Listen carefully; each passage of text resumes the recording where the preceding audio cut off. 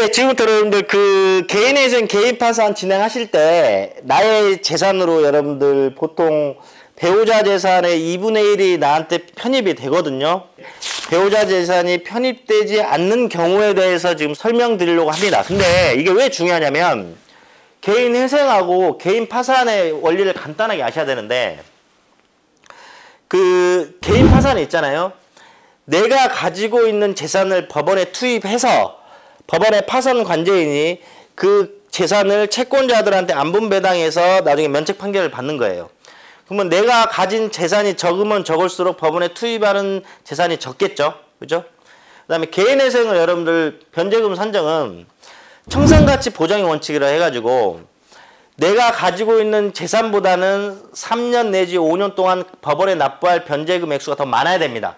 안 그러면 기각이에요. 그러니까 내가 가진 재산이 적으면 적을수록 한 달에는 변제금이 적겠죠.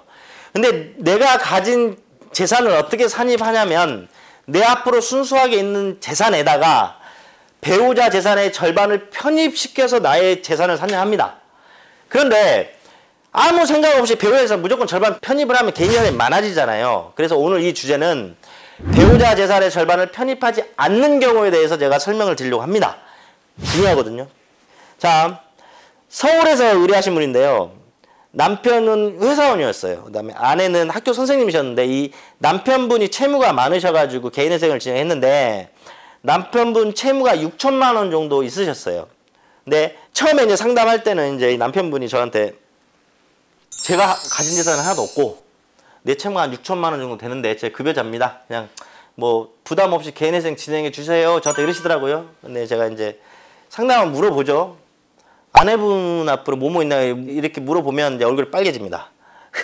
그래가지고 이제 봤어요. 근데 아내분 명의로 아파트가 한 채 있었는데 시가 한 4억 한 2천 정도 됐고요. 거기 담보대출이 한 2억 5천 정도 있었어요. 그러면 보세요. 아내분 4억에 그 담보대출금 2억 5천 빼면 1억 7천이 아내 재산이에요. 그러면 아무 생각 없이 이 절반 8,500만 원을 남편 재산으로 이렇게 편입하게 되면, 자 보세요. 방금 전에 회사원인 남편의 채무가 얼마 있다 했죠? 6천만 원 있다 했죠?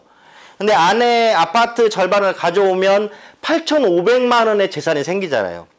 그러면 개인회생은 어떤 원리라고요? 내가 가진 재산보다 더 갚아야 되는데 내가 가진 재산이 내가 가진 채무 6천보다 가진 재산이 더 많아요. 이분은 개인회생 기각사유입니다. 그렇게 해서 아내분 명의로 이 아파트가 어떻게 생겼냐고 다시 물어봤어요. 그랬더니 이 아파트가 결혼을 해서 두 분이 열심히 해서 부부 공동 생활 중 이룩한 아파트가 아니었고 결혼 전에 그 아내분 아버지가 사망하시면서 상속받은 아파트였어요. 그러면 여러분들 내 개인 재산 잡을 때 배우자 재산 절반을 편입하는 재산들은 어떤 거냐면 결혼 이후에 두 부부가 부부 공동 생활을 영위하면서 증가된 재산의 범위 내에서 배우자 재산 절반을 가져옵니다. 네, 방금 전에 말씀드린 건 어떤 거예요? 결혼 전에 아내의 부모가 상속해준 재산이에요. 그러니까 이거는 내 재산에 편입할 재산이 아닌 겁니다. 왜? 부부 공동생활 중에 발생한 재산이 아니거든요. 그래서 이제 어떻게 되겠어요? 이거는 내 개인 재산이 아니기 때문에 그 절반 8,500만 원이 편입이 안 되고요. 이 회사원 6천만 원의 채무에 대해서 급여를 가지고 변제금 산정해서 개인회생이 가능했던 거예요. 그만큼 개인회생을 진행하실 때 여러분들 그분이 잡히게 될 개인 재산을 최대한 낮춰주게 할 수 있는 데가 전문적인 사무실인 거예요. 방금처럼 이렇게 편입되지 않는 것들을 좀 살펴보면 부부 생활을 공유하면서 만들어진 재산은 공동재산으로 이제 보는데요. 배우자 특유재산이라고 있습니다. 방금 전에 말씀드린 것처럼 배우자 특유재산은 내 재산으로 편입되지 않는 것들은 방금 전에 말씀드린 것처럼 결혼 전이든 후든 부모로부터 상속받은 거예요. 두 부부가 열심히 일해서 형성된 재산이 아니죠. 이거는 편입될 재산이 아닌 겁니다. 그 다음에 두 번째, 배우자의 부모나 어떤 가족이 증여를 해줬어요. 내 배우자한테 어디 뭐 현금을 5천을 주든 어디에 부동산을 주든 이것도 공동으로 혼인생활 중에 형성된 재산이 아니죠. 이것도 편입시키는 게 아닙니다. 그 다음에 배우자가 결혼 전에 자기가 열심히 사회활동을 해가지고 어떤 저축이라든지 재산을 형성해 놨을 거 아니에요. 이것도 나한테 절반으로 편입할 재산이 아닙니다. 이처럼 상속이라든지 증여라든지 배우자가 개인적으로 특유재산, 만들어낸 재산은 나한테 절반으로 편입하지가 않습니다.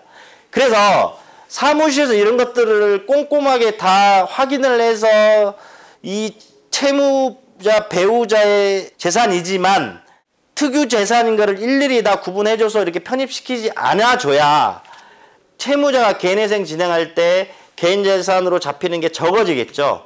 이처럼 이분의 재산은 부부 공동생활에서 발생된 재산이 아니기 때문에 내 재산으로 편입되지 않는 것입니다.